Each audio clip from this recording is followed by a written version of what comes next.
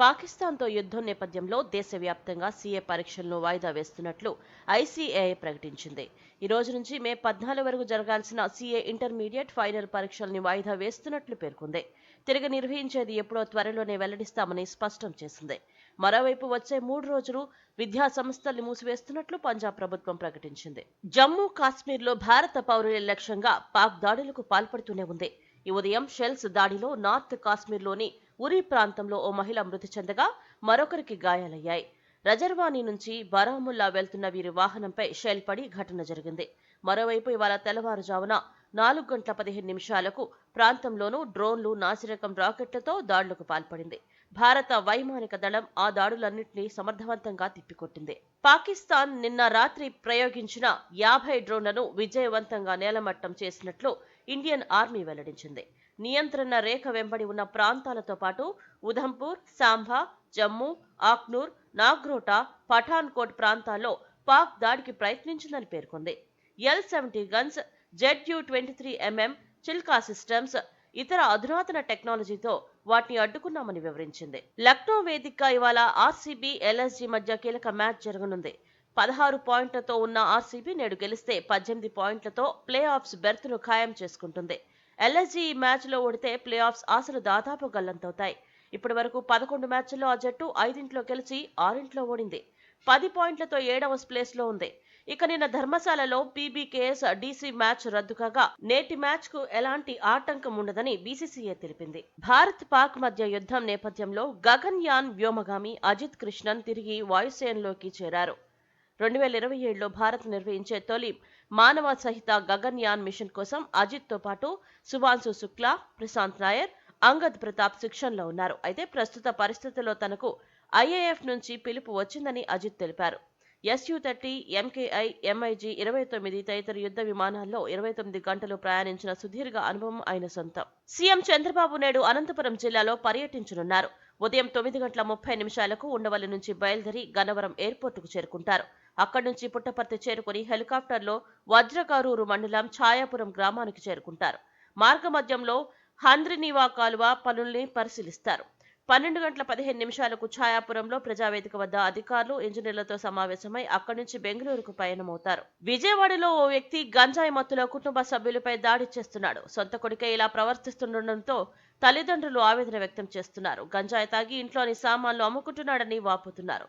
తన కుమారుడిపై చర్యలు తీసుకోవాలని కోరుతూ బాధితులు వీడియో విడుదల చేశారు. యుద్ధం లేదా అత్యవసర పరిస్థితుల్లో లైట్లు, ఇతర విద్యుత్ ఉపకరణాలను ఆపేయడాన్ని బ్లాక్అవుట్ అంటారు. లైట్లు ఆర్పితే శత్రువుల విమానాలు, క్షిపణులు మన స్థానాలను గుర్తించలేవు. ఫలితంగా దాడుల నుంచి రక్షణ పొందవచ్చు. బ్లాక్అవుట్ కు ముందు సైరన్లు మోగిస్తారు. ఆపై వెంటనే ప్రజలు లైట్లు, ఎలక్ట్రానిక్ వస్తువులను ఆపేయాల్సి ఉంది. భారత్ లో 53 ఏళ్ల తర్వాత నిన్న సరిహద్దు నగరాల్లో బ్లాక్అవుట్ విధించారు. ఆచార్య నాగార్జునుడి స్ఫూర్తితో 1976లో నాగార్జున విశ్వవిద్యాలయంగా స్థాపించబడింది. సెప్టెంబర్ 11న అప్పటి రాష్ట్రపతి ఫక్రుద్దీన్ అలీ అహ్మద్ ప్రారంభించారు. ఆ తర్వాత ఆచార్య నాగార్జున విశ్వవిద్యాలయంగా మారింది. తొలుత నల్లపాడులో పోస్ట్ గ్రాడ్యుయేట్ సెంటర్ గా మొదలైన ఈ యూనివర్సిటీ నేడు దక్షిణ కోస్తా ఏపీలో 450కి పైగా అనుబంధ కళాశాలలతో విద్యకు ముఖ్య కేంద్రంగా ఉంది. ఐపీఎల్ 2025లో ఈ రోజు Lucknow super giants, LSG, royal challengers Bengaluru, RCB తలపడుతున్నాయి. ఈ రెండు జట్లు ప్లే ఆఫ్స్ రేస్ లో తమ స్థానాన్ని బలోపేతం చేసుకోవడానికి ఈ మ్యాచ్ చాలా కీలకం. మరి ఈ సీజన్ లో టీమ్స్ పెర్ఫార్మెన్స్ ఎలా ఉంది? ప్లస్ మైనస్లు ఏంటి? ఈ వీడియోలో చూద్దాం. భారత సాయుధ దళాలు ఆపరేషన్ సింధూను ప్రారంభించిన తర్వాత భారతదేశం S-400 ఎయిర్ డిఫెన్స్ మిజైల్ సిస్టమ్ను యాక్టివేట్ చేసింది. భారత వాయుసేనలో శక్తివంతమైన ఆయుధంగా ఉన్న S-400 మిసైల్ సిస్టమ్కు ఏ విధమైన వైమానిక దాడినైనా అడ్డుకోగల సామర్థ్యం ఉంది. భారత్ పాక్ యుద్ధం నేపథ్యంలో రాష్ట్ర వైద్యారోగ్య శాఖ కీలక నిర్ణయం తీసుకుంది. ఆసుపత్రులపై దాడి జరగకుండా అత్యవసర పరిస్థితుల్లో గగనతలం నుంచి వాటిని త్వరగా గుర్తించేలా హాస్పిటల్స్ పై రెడ్ క్రాస్ సింబల్స్ ను పెయింటింగ్ చేయిస్తోంది. అలాగే వైద్య సిబ్బందికి సెలవులు రద్దు చేస్తుంది. రాష్ట్రంలోని అన్ని ఆసుపత్రుల్లో సరిపడా మందులు నిల్వ ఉంచుకోవాలని ఆదేశించింది. ప్లే ఆఫ్స్ ముంగిట ఢిల్లీ క్యాపిటల్స్ జట్టును దురదృష్టం వెంటాడుతుంది. ఈ నెల 5న సన్ రైజర్స్ హైదరాబాద్ తో ఉప్పల్లో ఆడిన మ్యాచ్ వర్షం కారణంగా రద్దయింది.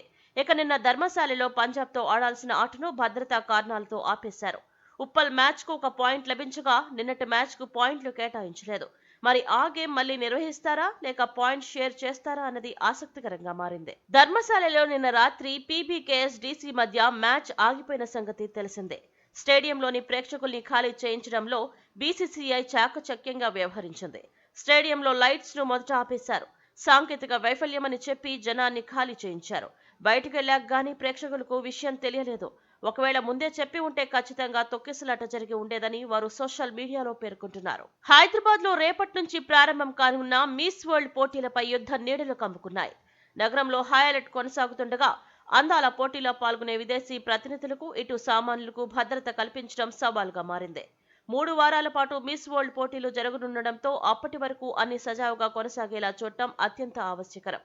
అయితే పోటీల కొనసాగింపుపై కేంద్రం సూచన ప్రకారం నడుచుకోవాలని రాష్ట్ర ప్రభుత్వం భావిస్తోంది. కొత్త రేషన్ కార్డులకు దరఖాస్తులపై ప్రభుత్వం కీలక ప్రకటన చేసింది. ఈ నెల 15 నుంచి వాట్సాప్ గవర్నెన్స్ ద్వారా అప్లై చేసుకునే అవకాశం కల్పిస్తామని వెల్లడించింది. పౌర సరఫరాల వ్యవస్థను పునర్వ్యవస్థీకరించాలని సీఎం చంద్రబాబు ఆదేశించారు. కాగా క్యూఆర్ కోడ్ తో కూడిన స్మార్ట్ రేషన్ కార్డులు జారీ చేస్తామని మంత్రి నాదెండ్ల ఇటీవల వెల్లడించిన విషయం తెలిసిందే. కోడ్ను స్కాన్ చేస్తే 6 నెలల రేషన్ వివరాలు తెలుస్తాయన్నారు.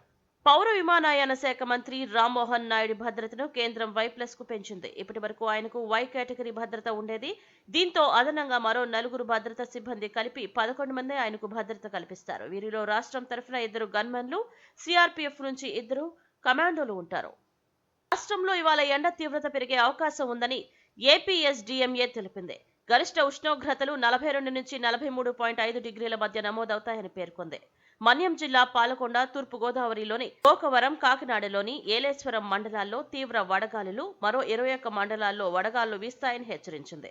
ఇక అల్లూరు జిల్లాలో అక్కడక్కడ మోస్తరు, మిగిలిన జిల్లాలో తేలికపాటి వర్షాలు కురిసే ఛాన్స్ ఉందని వెల్లడించింది.